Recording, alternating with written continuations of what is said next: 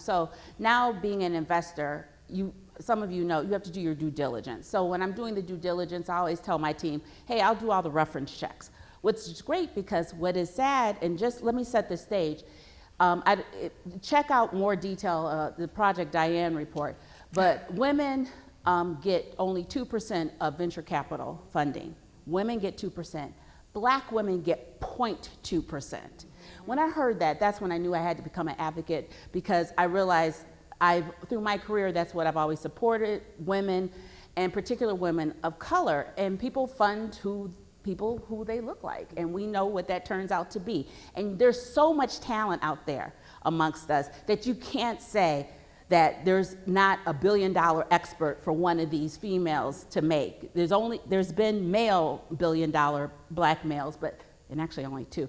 But for female, a $1 billion exit has not happened yet. So you can't tell me there's not. Even in the energy field, there's 26 women, black women, who have received over $1 million in funding for their time. And in the energy, I was like, there's one in the energy that I know of, and her name is Jessica O. Matthews, and she did the socket. So even in the energy, there's people innovating and creating. There's only been 16 black women to receive $1 million in their first round of funding. So black women can get $100 to succeed, or white men get $1 million to fail. So that's what I'm out there to try to change. So with that, I have to be honest, when I'm talking to a lot of these mentors of these investors, a lot of them, who do you know? They're white men. And when I'm talking to them, I ask, they don't even realize these statistics. They're in a blinder. So we always talk about unconscious bias. Someone said sometimes it's just conscious bias. They just choose not to do it. So I have feelings on that. And so I realized just telling them, even there's some people who now, white men will send me their deals, and I look at it, I'm like, you look like a fraternity. If you look at who their team is, I'm HR background, so I'm like, you need to bring some female. I started going through, and they're like, oh, I didn't even look at it this way. And because people we're noticing now. I'm not gonna fund somebody who has a roster that looks like that. So I think as you tell them, and as they see how it affects business, it's giving them that business case no matter who you are. Right. People, green is green, and people want to make more green. So that's how I feel will influence when they know it's going to hit their pocket. And I had a mentor tell me that, like, are you walking in with a chip on your shoulder, already assuming that it's going to be a negative? So then that energy is projecting out, and you're kind of already setting the landscape of how the dynamic is going to be. And I'm like, yeah, I could see where I could be doing that, especially in someone like going out in the field, and I'm the only woman of color out there, and my hair changes every week, and they don't know what the heck's going on, and it was a whole thing. But when I stopped doing that, and to your point, started just focusing on how can I just find a common ground, I started using my hair as an opportunity to actually talk and connect, and they're like, oh, that's what my wife is spending all that money on at the hair salon? I'm like, yeah. Hers are just fusion extensions, mine are just sewn on, just a little bit difference in application. And but it allowed us to have a common ground, and some of the most powerful mentors I have had have been white men who have who have opened doors for me and presented me with helping me see beyond what I currently knew was possible for myself. I mean, it was part of the reason why I quit my job. He saw in me more than I could see in myself and was like, you got to go do your thing. Which I thought was crazy, coming from a white man who I thought would initially be the one who would tell me I couldn't be or I couldn't have.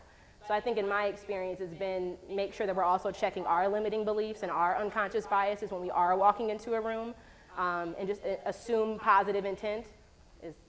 I know it's real, but just assume more positive intent, I think is the point I'm trying. But as women, we don't have to do it like men in corporate America. We can do it as women.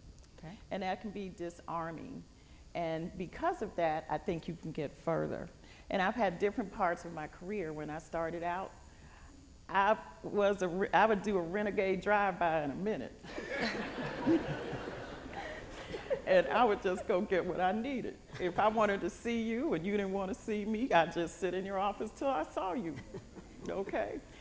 I've mellowed out last couple of years. And I've learned to sit prayerfully and not take my earrings off and get ready to kick some behind.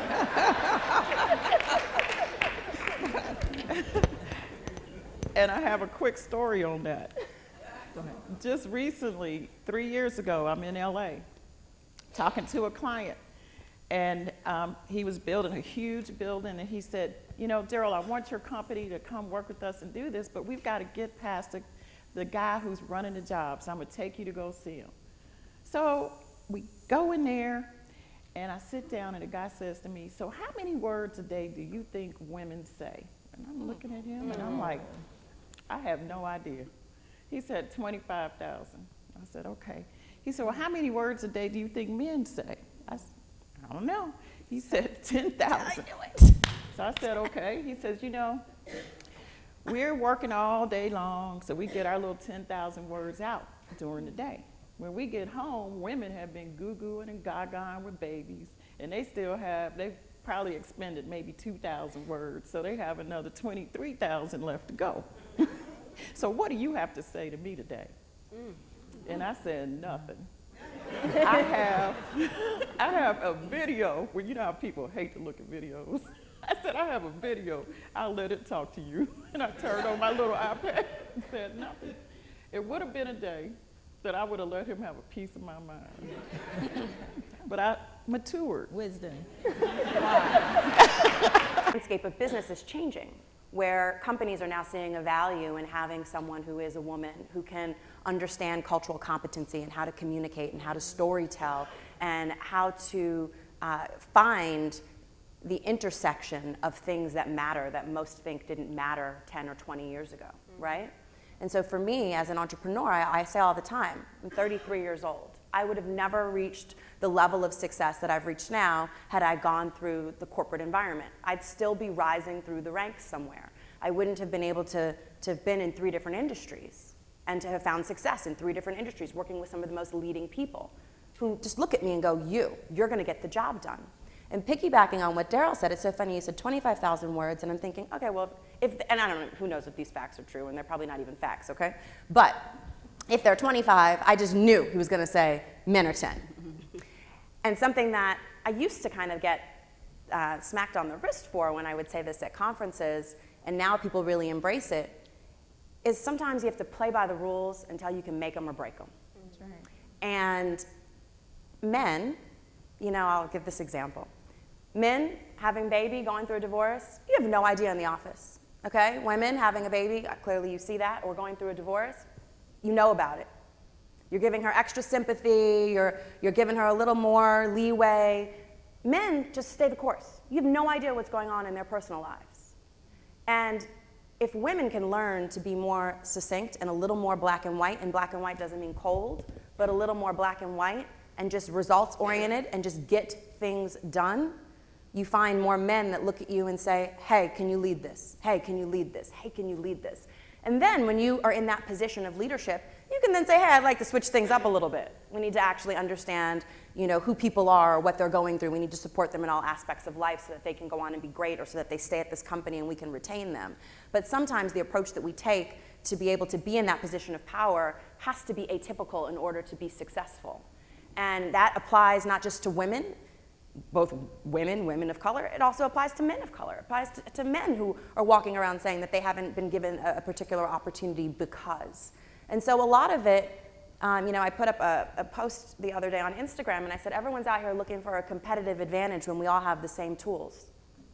And the same tools are being able to relationship build and being able to maintain connections. And whether we like it or not, relationships are the more powerful currency in this day and age. This is not, you know, when my dad was in finance, he was one of the trailblazers in investment banking, and it was all, you know, who do you know and what deal did you do? And those things, yes, they matter. Your track record absolutely matters. But having people that look at you and say, A, I like you, and B, you get things done, is powerful. Wow, great. Thank you, Lauren. We have to live with a type of authenticity that lets everyone else around us know that this is who I am, this is my expectation, this is what I can do, this is what I won't do. We've got to make sure that that is clearly delineated in every relationship. Mm-hmm. In 1986, I was stationed in Panama, and I was stationed with the 193rd Infantry Battalion, and I was stationed in the Operations Division. And I had my senior raider, I was just a captain in 03, I had my senior raider who was an 06, African American, call me to his office and proposition me in very graphic terms and let me know that he could do good things for my career.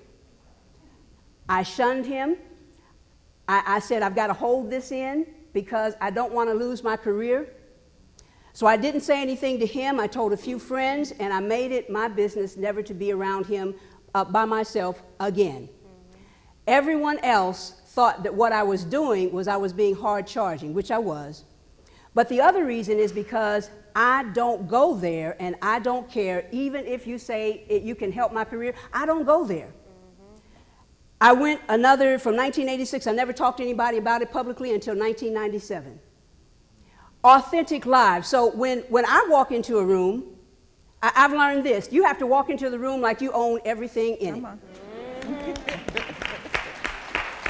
You walk into a room like you're the one in charge, even if you're not. You walk into a room and you make sure that the people that think they are somebody, you shake their hand, look them dead in the eye, but you continue to move into your authenticity. I think one of the things that we have a difficult time doing as women is we're constantly trying to fit into someone else's explanation or definition of who we are.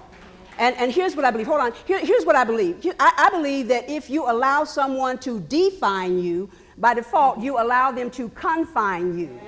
So we must live in our own authenticity.